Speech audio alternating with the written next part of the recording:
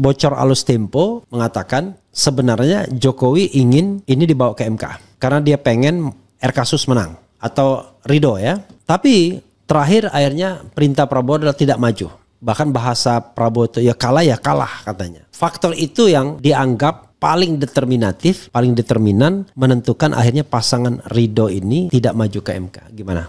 Informasi yang Pak Sus dengar. Ya, saya sih hanya dapat WA dari Pak RK ya. Oke. Pak RK bahwa Pak Sus ya sesuai dengan arahan pimpinan bahwa kita tidak melanjutkan. Di hari terakhir ya waktu itu saya pun juga ya menunggu apakah mau terus apa tidak. Ya bagi kami terus terang aja dengan Pak Ridwan Kamil dan saya pokoknya intinya kita siap aja menerima apapun. Toh kemarin sudah menyatakan dalam debat bahwa dia akan melanjutkan program-program yang bagus dari gubernur sebelumnya kan. Yeah. Nah ya udah kita dukung aja supaya janji-janji dia nanti ditepati. Karena tidak mesti harus kami yang mimpin. Okay. Ya, buat kami itu legowo semuanya sikap kenegarawan lah yang buat kami yang kita tonjolkan. Jadi saya mau menyampaikan sikap politik saya dulu ya. Tetapi saya mengundang orang yang kebetulan belum menang. Jadi beliau cukup satu kata. Namanya Suswono. Assalamualaikum warahmatullahi wabarakatuh. Waalaikumsalam warahmatullahi wabarakatuh. Jadi saya panggil Pak Sus, Pak Kiai ya. Pokoknya saya mix up ya.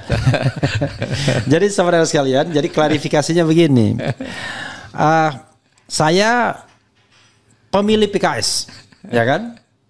Pemilih PKS paling tidak sejak 2 edisi pemilu terakhir. Itu. Tapi juga saya pendukung Anies Baswedan dalam Pilpres terakhir. Ya. Begitu PKS tidak mendukung Anies, saya kecewa. Kan boleh kan? Oh, ya boleh. Kan? Saya kecewa. Tetapi saya juga tidak terlalu happy juga ketika Anies ramai-ramai mendukung pasangan Pramrano ya atau Prano. Karena itu saya golput. Jadi saya tidak datang. Saya termasuk bagian dari 40% orang yang tidak memilih atau memilih semuanya. Gercos alias gerakan coblos semua. Dan itu hal yang merupakan sikap politik saya. Jadi kecewa dengan PKS tapi tidak happy dengan PDIP, ya kan begitu. Akhirnya saya mengambil sikap untuk tidak memilih. Dan banyak ternyata yang sama dengan saya. Bahkan Ridwan Kamil mengatakan yang namanya golput atau plus gercos itu adalah pemenang pilkada di DKI. Karena jumlahnya 40% dari DPT. Ya, kalau 40% ya memang 47. pemenang. 47 kan nggak salah. 40 ya, pokoknya 40-an%. Ya kalau memang 40-an% dari DPT ya pemenang memang. Tetapi saya tidak pernah bermasalah dengan aktor-aktor yang terlibat ya. Saya tidak bermasalah dengan RK, dengan Pak Sus ya. Walaupun kita baru 3 kali ketemu ya. Tapi secara tidak langsung semua. Ketemu di perkawinan, ketemu di 212, kemudian ketemu di sini. Tetapi saya undangnya sudah sebelum itu sesudah 212 saya undang. Sesudah. Oh sesudah ya, sesudah. Karena saya memang menunggu habis perhelatan. Jadi habis perhelatan ya sudah. Jadi saya berharap bahwa nggak ngerti apa yang saya harapkan nanti. Karena dia bilang, wah soalnya ini urusan saya. Oke Pak Sus ya, sebelum saya berlama-lama, saya ingin memulai pertanyaan yang konkret, yang current. Kenapa akhirnya RK Suswono tidak mengajukan sengketa hasil ke Mahkamah Konstitusi, padahal suara untuk 50% atau 50% kurang sehingga menyebabkan putaran kedua itu kecil sekali, hanya sekitar 2.000-an suara atau kalau persentase ya kurang lebih cuma 0,7%. Silakan Pak Sus. Ya begini Bung Refli ya, jadi memang Pak Ridwan Kamil kan suka menyampaikan ya bahwa saya dengan Pak Suswono ini kayak ibarat pengantin. Iya. Ya. Apalagi Pak Ridwan Kamil ya sejak awal ketika dari Bandung beliau diminta untuk ke Jakarta ya tentu dengan segala konsekuensinya lah bahwa dia akan didukung dan sebagainya. Artinya bahwa memang dalam konteks Pilkada DKI ini betul-betul kami ya menjalankan apa yang menjadi agenda dari tim ses ya, yang diketuai oleh Pak Ariza ya. Ariza Patria ya. Ariza Patria begitu ya. Dan ya semua proses kita jalani sesuai dengan apa yang ditugaskan. Dan alhamdulillah ya, artinya saya sendiri secara pribadi boleh dikatakan selama 2 bulan penuh ya, itu boleh dikatakan berangkat habis subuh, pulang ya bisa jam 11, jam 12, jam 1 malam, artinya kita lakukan lah komunikasi. Kalau dulu ada remaja pulang pagi, kalau ini kandidat pulang pagi. Ya pokoknya kita lakukan lah semua itu, proses semuanya ya. Ya dan ya hasilnya saya kira sudah diketahui bahwa memang ya prosesnya kalau kita lihat ya memang cukup banyak ya, banyak variabel lah yang untuk menjadikan pada akhirnya hasil akhirnya seperti itu. Ya. Jadi apakah dari tim sesnya, apakah dari logistiknya atau dari program-programnya dan sebagainya. Nah intinya pokoknya banyak variabel yang mempengaruhi tentu. Dan hasil akhir yang ada ya memang faktanya seperti itu. Ya. Nah, sebetulnya memang dari tim hukum waktu itu sudah menyiapkan beberapa kemungkinan-kemungkinan yang karena ini proses politik kan, artinya bisa sampai kepada MK. Ya. Artinya ya itu disiapkan saja. Ya. Nah, pada akhirnya kemudian rapat tim ses yang di hari terakhir ya waktu itu saya pun juga ya menunggu apakah mau terus apa tidak. Ya bagi kami terus terang aja dengan Pak Ridwan Kamil dan saya pokoknya intinya kita siap aja menerima apapun. Mau KMK ya saya dan Pak Ridwan Kamil siap tanda tangan.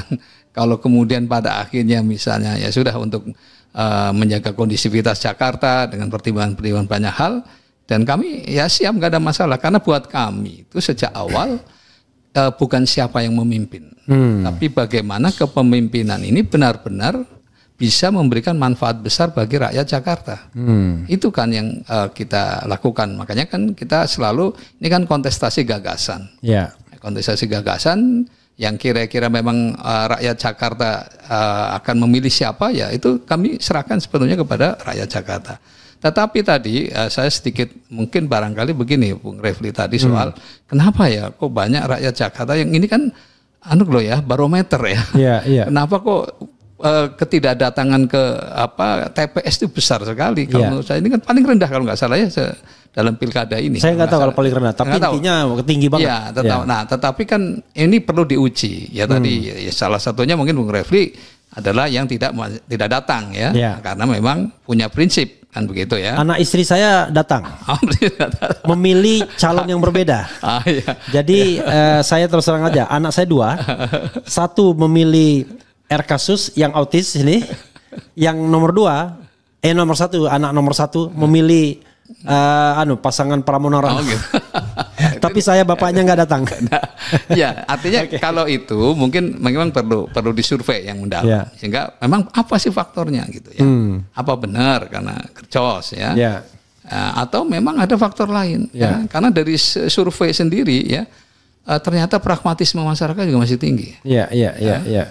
Lebih dari 60%, bahkan ada yang mengatakan lebih dari 70% dan sebagainya. Jadi saya kira juga ada faktor-faktor itu. Dan kami di pasangan RK Suswono memang sejak awal kami mengatakan tidak ada money politik. Kami memang akan menjaga kalau menang bermartabat. Ya, artinya itu yang kami jaga begitu, Bung Refli. Gitu. Oke, Pak Sus ya. Ini saya mohon maaf ya, saya mau nanya setajam-tajamnya. Pak Sus silakan jawab sejelas-jelasnya atau tidak mau jawab juga nggak apa-apa.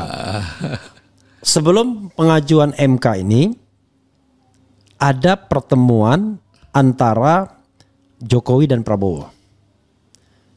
Bocor Alus Tempo mengatakan sebenarnya Jokowi ingin ini dibawa ke MK karena dia pengen Kasus menang atau ridho ya.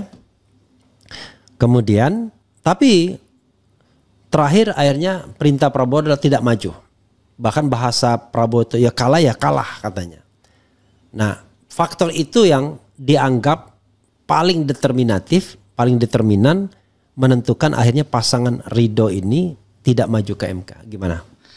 Informasi yang Pak Sus dengar. Ya, saya sih hanya dapat WA dari Pak RK ya. Oke. Pak RK bahwa Pak Sus ya sesuai dengan arahan pimpinan ya, artinya saya tidak tahu pimpinan apakah tim ses ya. Ya. Mungkin karena yang jelas kan komunikasi dengan Pak Ariza ya, beliau langsung bahwa kita tidak melanjutkan ke MK. Oh ya sudah, tidak ada masalah Pak RK, karena saya kira apalagi sekali lagi tadi kalau toh yang pada akhirnya Pak Pram dan Pak Rano Karno yang memimpin Jakarta, toh kemarin sudah menyatakan dalam debat bahwa dia akan melanjutkan program-program yang bagus dari gubernur sebelumnya kan. Nah ya udah kita dukung aja supaya janji-janji dia nanti ditepati, karena tidak mesti harus kami yang mimpin. Ya, buat kami itu legowo, semuanya sikap kenegarawan lah yang buat kami yang kita tonjolkan. Karena apa ya? Memang saya kira banyak pertimbangan juga ya. Sekarang Jakarta relatif sudah kondusif. Ya. Yang kedua, kalau toh harus ada putaran kedua, paling tidak menghamburkan uang juga yang cukup besar. Ya, yang saya kira itu mungkin lebih bermanfaat ya, dalam situasi kondisi keuangan negara juga sekarang kan sedang berat. Ya. Jadi menurut saya sih enggak ada. Apakah juga karena dugaan perhitungan selain soal kondusif ya kondisi di Jakarta, tapi juga kalau harus putaran kedua tidak mudah juga karena gapnya 10% paling tidak existing. Ya kalau soal itu kan itu masih asumsi kan, artinya sesuatu bisa berbalik dan ya kita bisa lihatlah Pak Pramono dulu berangkat dari berapa persen kan. Tetapi kan karena kerja-kerja sistematis yang bisa kemudian dia tim sesnya kelihatannya mungkin memang logistiknya luar biasa ya. Karena iklan di TV aja kan bisa hampir 2 bulan kan. Enggak lihat saya. Nah, itu. Karena saya enggak peduli. Karena dengar katanya. Karena saya enggak peduli. Yang jelas di APK lah, di APK di jalan-jalan kan juga lebih dominan daripada RK Suswono ya. Baru mungkin belakangan lah RK Suswono agak bisa ngimbangi gitu ya. Artinya ya banyak faktor, sekali lagi banyak variabel. Nah sebetulnya kalau toh memang ada peluang di putaran kedua, ya ini juga banyak yang pada semangat juga. Wah ini saatnya kita untuk membalikan suasana. Karena dulu juga Ahok kan juga pada akhirnya di periode berikutnya kan bisa dikalahkan juga di putaran keduanya. Gitu. Tapi ini kemudian memunculkan satu fakta ya, satu pemikiran dari saya, kok bisa kalau APK Pramono Rano lebih dahsyat, lebih banyak dibandingkan RKasus. Bukankah RKasus didukung oleh kekuasaan? Saya frankly speaking kan, karena saya pemilih PKS boleh dong saya ngomong apa adanya. 1, didukung oleh Jokowi. 2, didukung oleh Prabowo. 3, didukung oleh koalisi yang sangat gemuk, hampir semua partai politik. Sementara Pramono Rano hanya didukung oleh PDIP dan Hanura. Itu pun Hanura karena nggak bisa gabung aja. Kalau dia mau bisa gabung, karena ada sejarah Oso dengan Prabowo kan soal HKTI. Kenapa? Kok bisa tiba-tiba terlihat RKasus lebih lemah? Apa partai-partai itu nggak nyumbang atau gimana? Atau nggak kerja? Ya semua kan diserahkan pada tim ses. Ya, semuanya pada Pak Ariza lah yang memimpin itu dan dia apalagi sendiri, Ariza orang Gerindra. Ya, tapi dia sendiri memang menyatakan bahwa ini ya memang logistik kita hanya sebatas ini. Begitu. Artinya memang terbatas. Ya, ya sudah kita optimalkan dengan apa yang bisa kita lakukan. Ya, alhamdulillah. Paling tidak kalau kami ya dengan jaringan PKS-nya yang sudah cukup terstruktur sampai ke ranting-ranting bahkan ke RW RT ya kita ya gerakan secara optimal gitu, artinya yang ada. Nah jadi sekali lagi fakta di lapangan bisa dilihat lah. Bung Refli saya kira kan sering jalan di jalan-jalan. Saya nggak lihat. Jadi terus terang saya skeptis dengan pilkada DKI sehingga saya tidak tahu debat saya tidak pernah nonton. Kemudian walaupun disiarkan debat di Era Channel tapi saya juga nggak lihat. Gitu ya. Jadi benar-benar saya tidak tahu. Ya itu artinya kita bisa melihat sendirilah fakta-fakta lapangan dan apa ya dari laporan-laporan yang ada pun juga ketika pekan tenang itu ya 3 hari tenang itu pun juga banyak logistik yang memang terus terang aja memang kita sejak awal katakan bahwa kami tidak melakukan itu dan memang karena juga terbatas yang ada ya. Nah ini fakta lah, artinya yang saya sampaikan ya faktanya seperti itu. Sehingga kalau memang pada akhirnya kita kalah ya, dalam arti ya memang sana nomor 03 unggul, ya menurut saya itulah fakta yang terjadi begitu. Nah, menurut saya sekali lagi kita tidak apa ya, ya yang ini kan sudah terjadi. Iya. Yang sudah terjadi ya untuk evaluasi saja. Iya. Kan sama seperti Pak Prabowo bilang pilkada itu mahal dan lain sebagainya, ya kan? Iya. Jadi kita kan tidak bisa ngomong apa yang belum terjadi. Kalau yang belum terjadi namanya ngarang semua itu. Prediksi semua. Kita evaluasi dan prediksi kan biasanya kan. Oke, Pak Sus ya. Ada kesan bahwa Jokowi dan Prabowo tidak all out di Jakarta. Beda sekali dengan di Jawa Tengah untuk Pak Jokowi, Sumatera Utara untuk Pak Jokowi, kemudian Banten untuk Gerindra atau Pak Prabowo, kemudian Jawa Barat untuk Gerindra atau Prabowo. Karena di situ kepentingan mereka langsung. Di Jawa Tengah itu bahkan dua-duanya berkepentingan, baik Prabowo maupun Jokowi, sehingga endorsement ke sana itu lumayan lah, termasuk keterlibatan Parcok katanya kan. Tapi di DKI ini bahkan yang namanya deklarasi atau kampanye akbar itu tidak didukung oleh ketua umum partai pendukung. Cuma yang hadir cuma nggak ada ya. Ada